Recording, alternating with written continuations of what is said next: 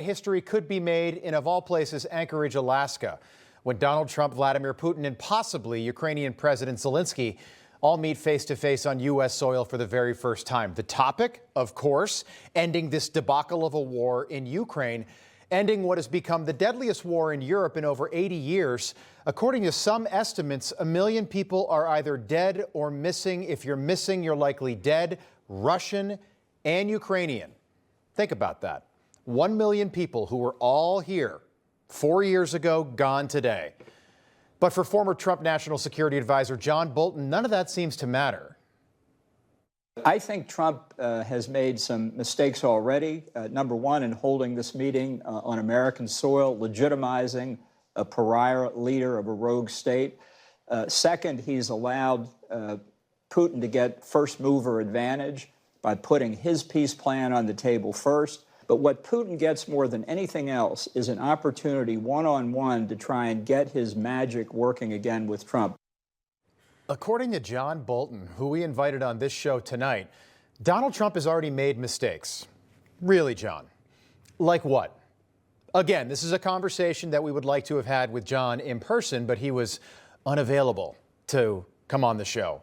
But maybe someone should remind John that this is Joe Biden's war, not Donald Trump's war. And who cares where Donald Trump and Vladimir Putin meet? I don't care if they meet on a Royal Caribbean cruise ship.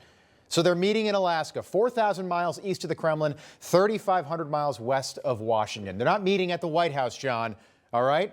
And if this meeting ultimately means the end of the war, what does it matter? Who cares? The answer is, of course, it doesn't matter, and Democrats can't stand that because Democrats have always been the party of war, starting wars, not ending them. The 4 deadliest wars over the last 100 years started with a Democrat sitting in the Oval Office. World War I, Woodrow Wilson was president. World War II, FDR was president. The Korean War, Harry Truman.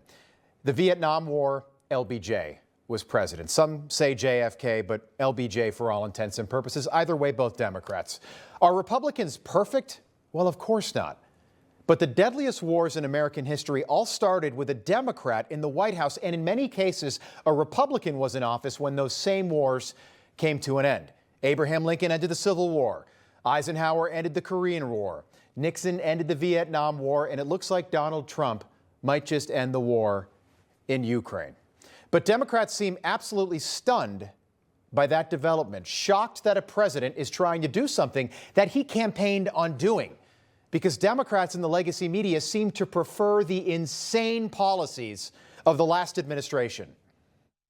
And it's going to deliver much needed humanitarian assistance as well as food, water, medicine, shelter, and other aid to Ukrainians displaced by Russia's war, and provide aid for those seeking refuge in other countries from Ukraine. It's also going to help schools and hospitals open.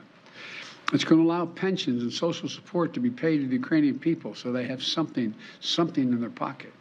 It's also going to provide critical resources to address food shortages around the globe. Did you hear that last part? We'll get to it. But for 3.5 years, that's what we got from Joe Biden. Billions of U.S. taxpayer dollars sent to a country that simply cannot win this war. Russia has nuclear weapons, Ukraine does not. And for years, Americans were paying the pensions of people in Ukraine. Does that make any sense? Most Americans don't even have a pension anymore. 10% of Americans have a pension, but we were paying the pensions of people living in a country that most people here still can't find on a map almost 4 years later. And did you catch that last part? We're going to provide critical resources to address food shortages around the globe. That's what Joe Biden said. Food shortages around the globe. That was the policy from a man who never should have been president in the first place. And throughout the course of his presidency and this war, Joe Biden never once had a conversation with Vladimir Putin. Not once. The two countries with the largest nuclear arsenals on the planet are fighting a proxy war in Ukraine, and Joe Biden never picks up the phone to try to end it. Never once. Because when Joe Biden was president, ending the war was never part of the war plan. Donald Trump has other plans. Donald Trump is not going to throw money at a problem and just hope that it magically goes away by giving Ukraine weapons. Donald Trump is going to try to end the carnage, end the death. He's been trying for 6 months, even if that means some Ukrainian territory ending up in Russian hands. You know, a lot of Russians have died, a lot of Ukrainians have died. So we're looking at that, but we're actually looking to get some back and some swapping. It's complicated. It's actually nothing easy. It's very complicated, but we're going to get some back. We're going to get some switched. There'll be some swapping of territories to the betterment of both. If that happens, if this war does end with parts of the eastern Donbass region under Russian control, the war probably could have ended 3 years ago. They could have done this a long time ago, but nobody tried to end it. President Zelensky tweeting that Ukraine is ready for peace, but any decisions that are against us, any decisions that are without Ukraine, are at the same time decisions against peace. They will not achieve anything. These are stillborn decisions, and they are unworkable decisions. Doesn't sound like he wants to end the war. And look, that's fine. Ukraine has every right to continue to fight Russia. But at the same point, I promise you, the United States is going to start to step back more and more. And it does remain a fact right now that the deadliest war in Europe, the deadliest war in 9 decades, broke out on Joe Biden's watch. A war that our cognitively challenged president approved of. Joe Biden, the Neville Chamberlain of our time in many ways, all but endorsed the invasion when he told Russia that a, quote, minor incursion into Ukraine might be tolerated. Listen closely. I think what you're going to see is that Russia will be held accountable if it invades. And it depends on what it does. It's one thing if it's a minor incursion and then we end up having a fight about what to do and not do, et cetera.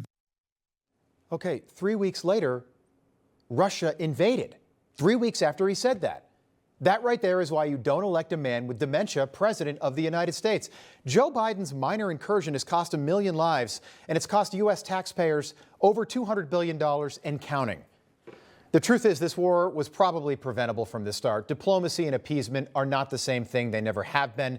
And instead of making Russia an ally, from Bill Clinton all the way to Joe Biden, U.S. presidents have done nothing but push Russia into the hands of our enemies, China, Iran, North Korea. So here we are today, over 3 years into this war, and the politics of 1939 still rule the day. And we are not pro-Vladimir Putin. We are not pro-Russia. Putin's a killer, and this attack was unprovoked. But we are also not pro-myth-making. And over the last 3 years, the legacy media has turned President Zelensky of Ukraine into this almost mythical figure, where in reality he's fallible just like the rest of us. He's fought the good fight, but that fight might be over for the sake of his own people and the future of his country, the future of Ukraine. And unless something historic happens in Alaska on Friday, the exact same conversation that's happening right now, that's been happening for the last 3 years, will continue for the next 4 years, unless this war is stopped, and that's all Donald Trump is trying to do.